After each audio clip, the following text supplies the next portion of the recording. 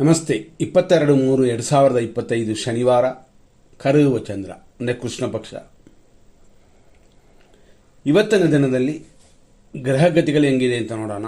ಮತ್ತು ಇವತ್ತಿನ ದಿನದಲ್ಲಿ ನಕ್ಷತ್ರ, ಅದರಿಂದ ಬರುವ ರಾಶಿ, ಅದರಿಂದ ಬರುವ ಯೋಗಗಳು ಇಂಥದನ್ನು ನೋಡಬಹುದು.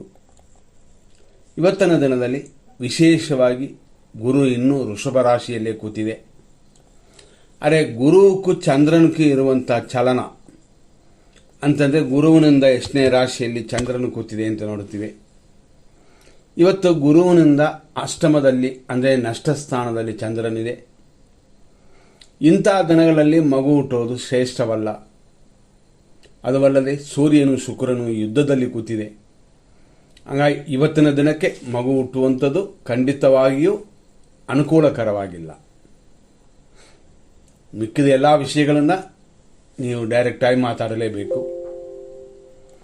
ಅದು ಅಲ್ಲದೆ ಇವತ್ತಿನ ದಿನದಲ್ಲಿ ಇರುವಂಥ ಬೇರೆ ಬೇರೆ ವಿಷಯಗಳು, ಅಷ್ಟಮಿ ಬೇರೆ ಇದೆ, ಅಂದರೆ 8ನೇ ತಿಥಿ ಅಂತ ಇದಕ್ಕೆ ಹೆಸರು. ಮೂಲ ನಕ್ಷತ್ರವಿದೆ.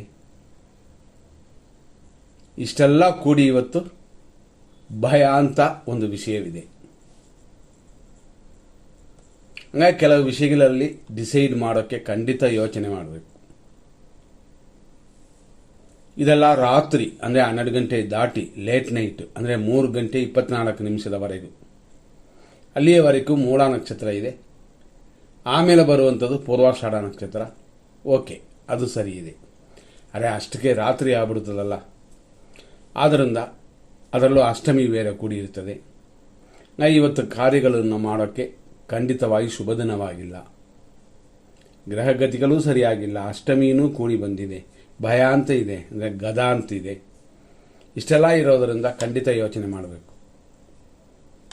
ಗುರುಕ್ಕೆ ಅಷ್ಟಮದಲ್ಲಿ ಚಂದ್ರನ ಕೂತಿರೋದು ಶುಭವಲ್ಲ. ಆದ್ದರಿಂದಾಗಿ ಹೆಚ್ಚು ಕಮ್ಮಿ ಶುಭ ದಿನವಲ್ಲ. ಶುಭ ದಿನ ಅಲ್ಲ ಅಂತಂದಾಗ ಬೇರೆ ಯಾವ ಕಾರ್ಯಗಳು ಮಾಡೋಕ್ಕೂ ಕೂಡ ಇವತ್ತು ಉಪಯೋಗ ಆಗೋದಿಲ್ಲ. ಹೆಚ್ಚಿನ ಗಮನ ಕೊಟ್ಕೊಳ್ಳಿ. ಮತ್ತೆ ನಾವು ನೋಡುವಂಥದ್ದು ಏನು ಅಂತಂದರೆ, ಇವತ್ತು ಬಿಟ್ಟರೆ ನಾಳೆ ಚೆನ್ನಾಗಿದೆಯಾ ಅಂತ ನೋಡೋದು.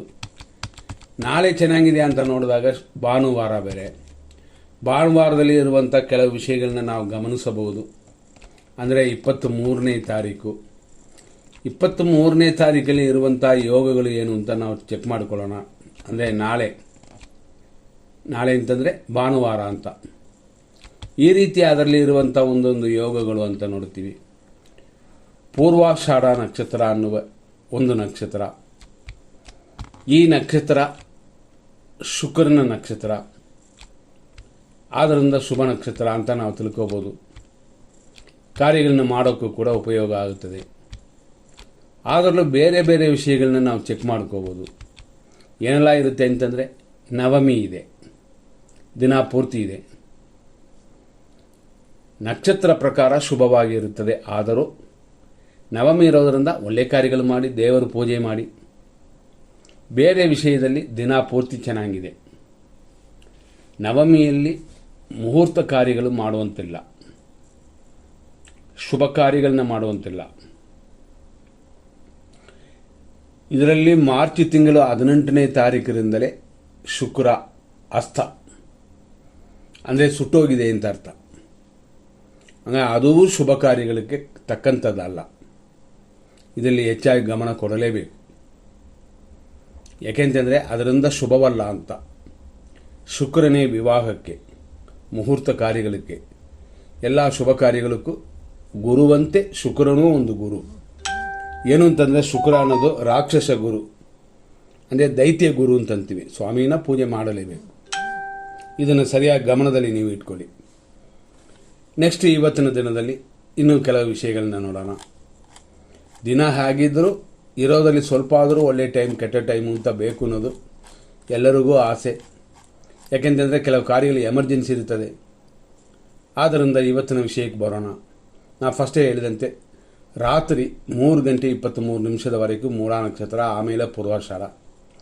ಮೂಲ ನಕ್ಷತ್ರ ರಾಕ್ಷಸ ಗಣ, ಪೂರ್ವಾಷಾಢ ಮಾನುಷೀಯ ಗಣ. ಇವತ್ತು ಬೆಳಗ್ಗೆ 6:22ರಿಂದ 8:14ವರೆಗೂ ಮೂಲ ನಕ್ಷತ್ರ 1ನೇ ಪಾದ.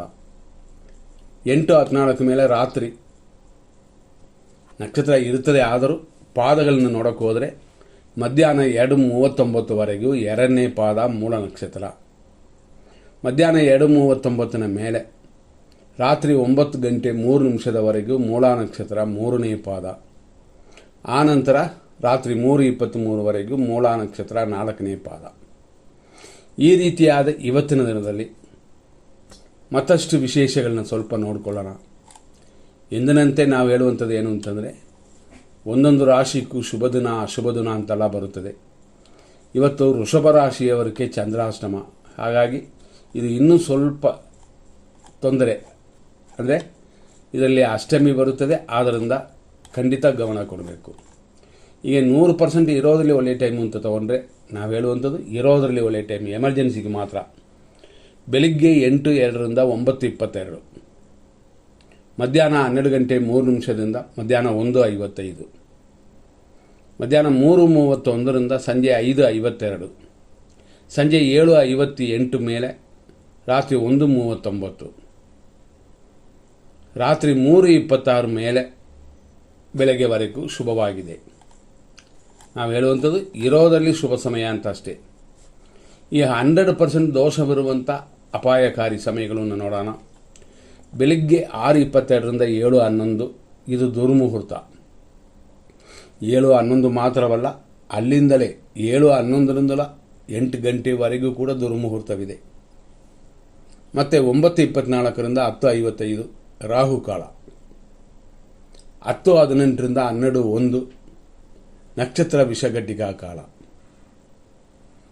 ಅದು ಅಲ್ಲದೆ ಮಧ್ಯಾಹ್ನ 1:57 3:29 ಯಮಕಂಡ ಕಾಲವಿದೆ.